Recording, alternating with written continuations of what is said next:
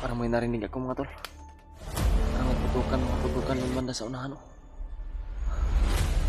Ano? Bandido yun sa unahan.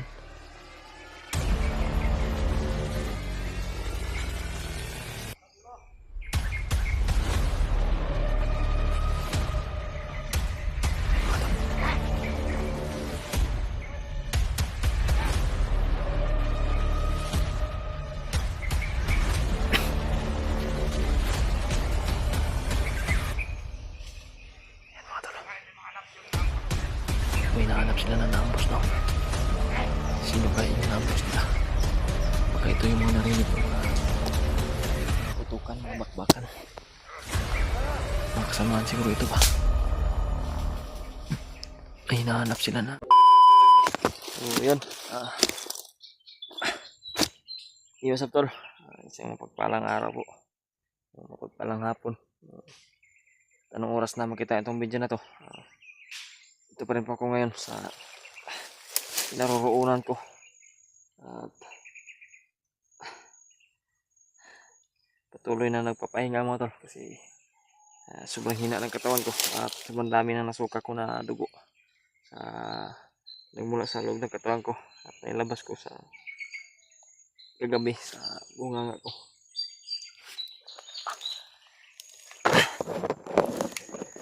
Salamat din po ako kasi yung mga naghahanap sa akin ay parang naligaw ko sila. So, di pa rin ako hindi ako kumpiyansa dahil hindi natin alam. Nandito pa rin sila sa paligid ngayon at patuloy pa rin na hinahanap tayo. Iyon mga tol, sana ay ipagdasal po talaga yung kaligtasan ko, kaligtasan ng mga kasama ko. At saka nga po pala mga tol, sila Brad Buds at si Bradre ay nakontak ko pala ulit at nag-uusap kami pero sandali lang po yung pag-uusap namin at patungo po ako doon sa sinasabi nila na location kasi yung binigay na location nung una-una ko sila nakontak ay nakalayo na sila doon at dito daw yun sa pinagrurunan ko ngayon yung tama yung napuntahan ko mga tol at na kaso nakaalis na rin sila dito banda at yun biglang naputol yung linya siya mahina yung signal dito mga tol kaya ngayon magpapatuloy talaga ako magpursige ako na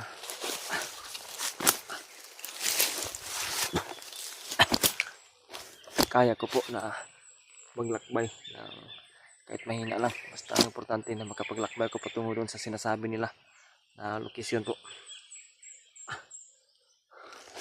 Nandito ako ngayon mga tolo sa location na ito.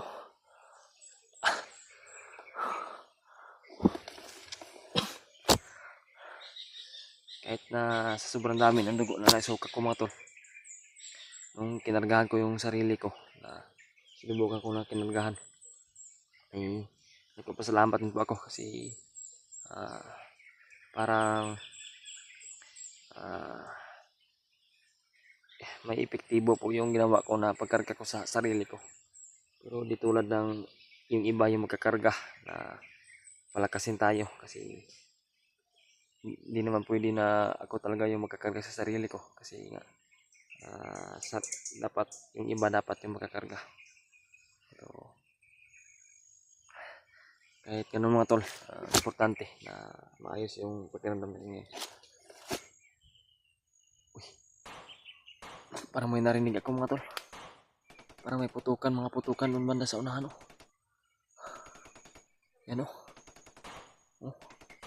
Iwan ko kung narinig po sa video ko. Siguro maririnig sa video ko pero malayo kasi. Sobrang hina na siguro ng iwan. Oh. Pagka sila Brad Buds yan ba? O kung sino yung mga nagpuputuka dyan. Kailangan kong puntahan dyan ngayon mga tol. Oh, doon banda oh. Maraming nagpuputukan talaga. Pero parang malayo pa. Nandito yung talaga yung dinaramdam ko ngayon mga tol na masakit sa banda sa dibdib ko. Parang may mga ingay doon sa unahan.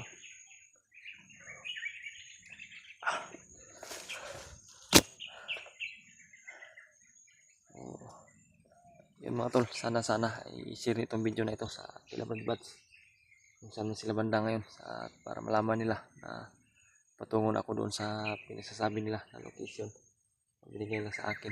Sana ay walang nangyari sa kanila na masama kasi nakarinig ko ng mga putukan talaga ngayon. Pero biglang nawala, biglang tumahimik yung putukan. At nabalitaan ko rin pala po mga tol na yung kasama talaga nila ay tauhan pala po talaga ni Brad Arnel yun, na niligtas nila sa pita ng delikadong buhay kasi nga parang bihag yun yung tauhan ni Brad Arnel, parang bihag ng mga tauhan ni Commander Bagnot o sino yung mga tauhan yun, mga kapwa din bandido niya yung bumihag sa kanya.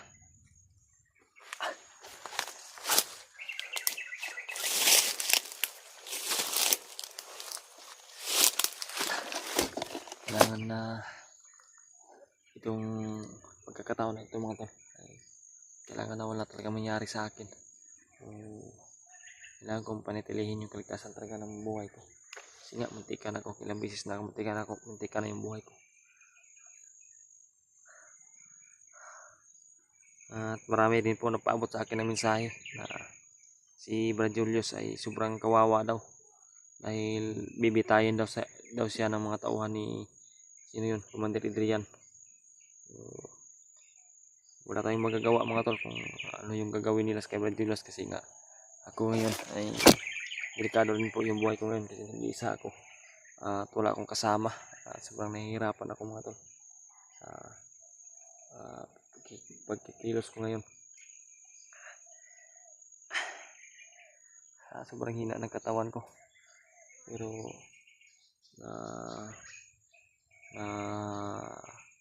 ano tawag yan, dasig yung sarili ko nung nakontak ko talaga sila Brad Buds ulit. Natagalan kasi talaga ako mga tol pupunta ako dito sa sinasabi nila Brad Buds kasi nung hindi pa nangyari yung sagupaan, nasagupa ko yung yung isang commander ay nakapagsagupa pa ako ng mga bandido. Hinabol nila ako at muntikan na rin yung buhay ko doon. Buti nilang ay nalinlang ko sila at hindi nila ako nakita kapag tagulilong ako. At yun, yung pagpatuloy ko nang nangyari sa akin na sumuka ako ng dugo dahil yun, yung dahilan yun ay yung isang commander na naengkwentro ko, nasapol ako sa dibdib. Kaya ito yung problema ko ngayon na nanghihina yung katawan ko.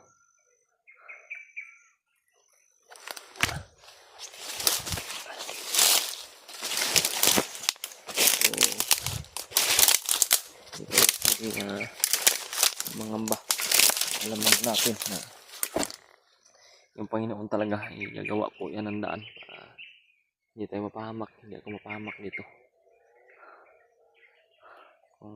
Kung pinabayaan pa ako ng Panginoon, sigurado na wala na ako ngayon, wala na yung buhay ko ngayon.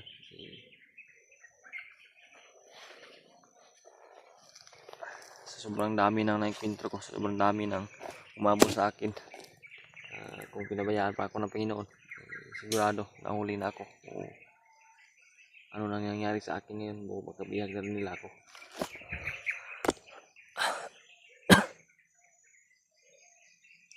Yan mga tolo, nandito ako ngayon. At nagpapasalamat din po pala talaga ako mga tol sa walang sawa niyo suporta sa akin.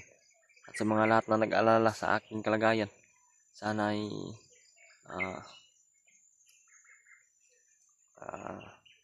kalma na po kayo.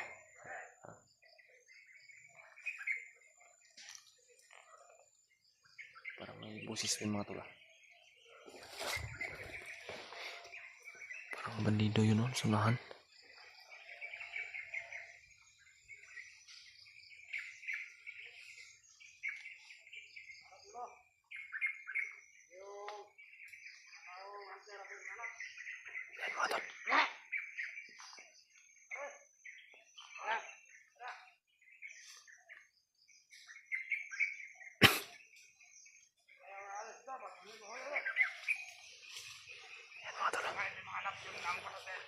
May nahanap sila na naambos daw. Sino kaya yung naambos nila? Baka ito yung mga narinig ko na mga putukan, mga bakbakan. Mga kasamaan siguro ito ba? May hinahanap sila na mga hunter na naambos daw. Ayun mga tol.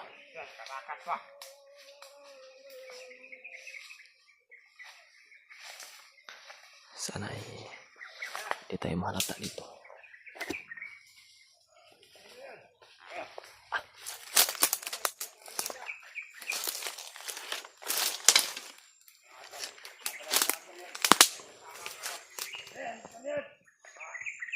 You know, nahanap nila yung mga hunter na inaambos nila.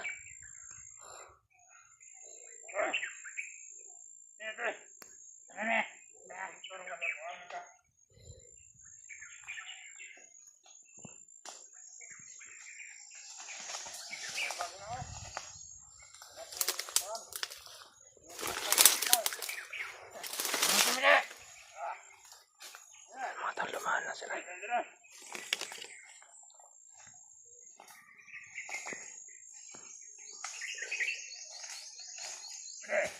Sino kaya yung mga hunter na hinahabol at hinahanap nila?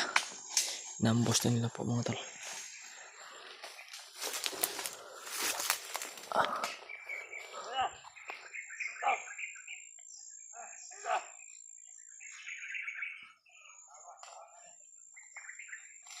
Buti din nila ako napansin dito. Kasi nakapagtagulilong naman ako mga tol.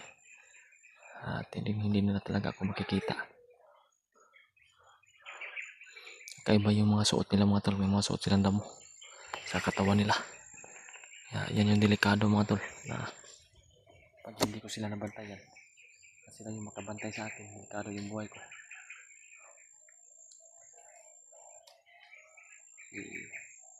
Kung naka-standby na sila, kung tingnan natin, na parang damo lang, pero mga bandido pala na nakasuot ng damo.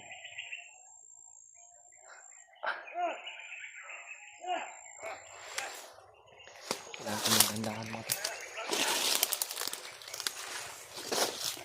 Yan o.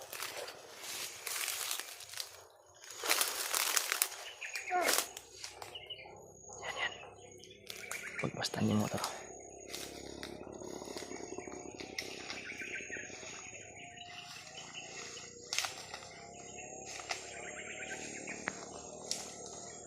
Ito yung ibang mga kasama niya nandun na sa itaas.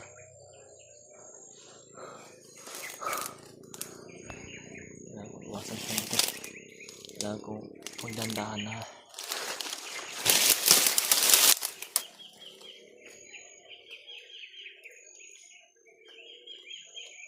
Dandahan na maglakbay doon patungo sa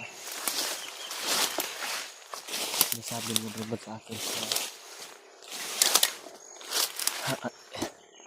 Aantay nila ako doon sa sinasabi nila ng location.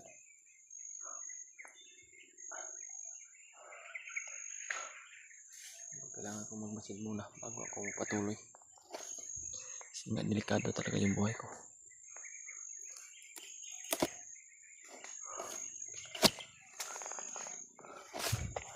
Doon sila banda. Pumunta yung mga bandido na naghahanap sa mga hunter na inaambos nila. Pero wala silang binanggit na pangalan mga tol. Wala silang binanggit na ilang hunter yung inambos nila. Kaya yung mga narinig ko siguro na putukan, baka yun yung pangyayari na pag-ambos nila sa mga kasamaan ko, kung sino man na hunter po yung inambos nila.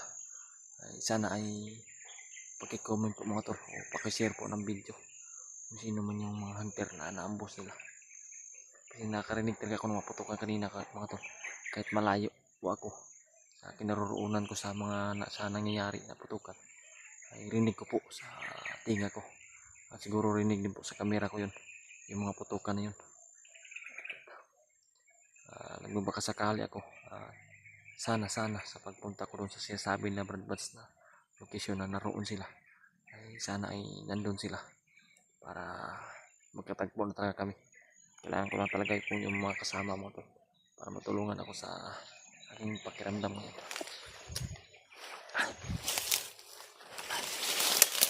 Kailangan ko ng dandahan mo.